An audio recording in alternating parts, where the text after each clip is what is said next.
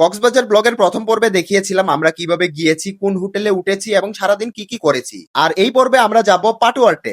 তাহলে আমাদের সাথে সাথে এনজয় করুন কক্সবাজার ব্লগের পার্ট 2। দুপুর পর্যন্ত চিল করার পর আমরা চলে যাই পেট পুজো করতে যাওবন রেস্তোরাঁতে। সেখানে ভরপুর খেয়ে চাঁদের গাড়িতে করে আমরা রওনা হই মেরিন ড্রাইভ রোডে। উদ্দেশ্য একটাই, কোনো একটা নির্জন বিচে যাওয়া, যেখানে কোনো মানুষ থাকবে না, কোনো কোলাহল থাকবে না, শান্তি মতো সূর্যাস্তটা উপভোগ করা যাবে।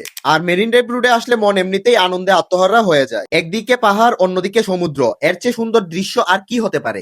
এটা এমন একটা জায়গা যেখানে আপনি পাহাড়, সমুদ্র, ঝর্ণা একসাথে উপভোগ করতে পারবেন। দুপুরের লাঞ্চ টাঞ্চ শেষ করে আমরা এখন আছি পাটুয়ারটেকে। আর যেহেতু আমাদের মানুষ সংখ্যা হচ্ছে প্রায় 50 জন, তাই আমরা মোট 5টা চাঁদের গাড়ি নিয়ে এখানে আসছি। আর কক্সবাজারের মধ্যে যদি আমি পার্সোনালি বলি, তাইলে পাটুয়ারটেক হচ্ছে আমার কাছে সবচেয়ে প্রিয়, কারণ এইখানে মানুষজন কম, তারপর নিরিবিলি পরিবেশ, একা বিচে ঘোরা যায়, চারিদিকে বিচ, তারপর আমার নিচে আছে পাথর, যেটা মূলত কক্সবাজারের অন্য কোথাও পাওয়া যায় না। সো এই জায়গাটা আমার কাছে অনেক প্রিয়। পাটুয়ারটেকের সবচাইতে সুন্দরতম দৃশ্য হচ্ছে সূর্যাস্ত দেখা। এখান থেকে সূর্যাস্ত দেখতে অসম্ভব রকম সুন্দর লাগে, যেহেতু নির্জন একটা পরিবেশ, মানুষজন নাই, সামনে শুধু সমুদ্র আর সূর্যাস্ত, সাথে সমুদ্রের গর্জন, ঢেউ তো আছেই আপনার মনকে শান্ত করার জন্য। সারা রাতের জার্নি আর সারা দিনের ঘোরাঘুরির পর শরীরের ক্লান্তি দূর করতে একটু দরকার ডাবের পানি।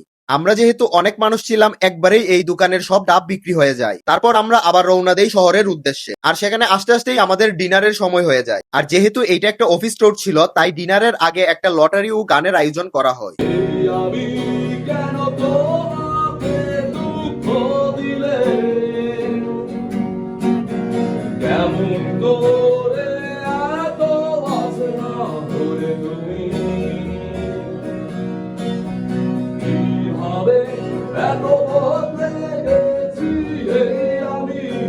আজকে প্রথম দিন অতিবাহিত হইল।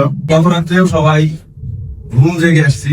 যেটা উঠবে এখানে এটা হবে 47 নম্বর পুরস্কার, তারপরে যেটা আসবে সেটা হবে 46 নম্বর পুরস্কার, তারপরে যেটা হবে সেটা হবে 45 নম্বর পুরস্কার।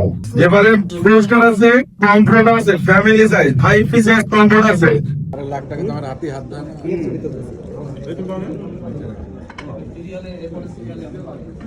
ডিনার শেষে হোটেলের নিচে যাই আবার গান শুনতে। যেহেতু আমরা কল্লোল হোটেলে উঠেছিলাম, এটার নিচের পরিবেশটা ছিল অসাধারণ। লাইটিং, গানের আয়োজন, বারবিকিউ অথবা ডিনারের ব্যবস্থা থাকায় এখানে একটা সুন্দর সন্ধ্যা উপভোগ করা যায়।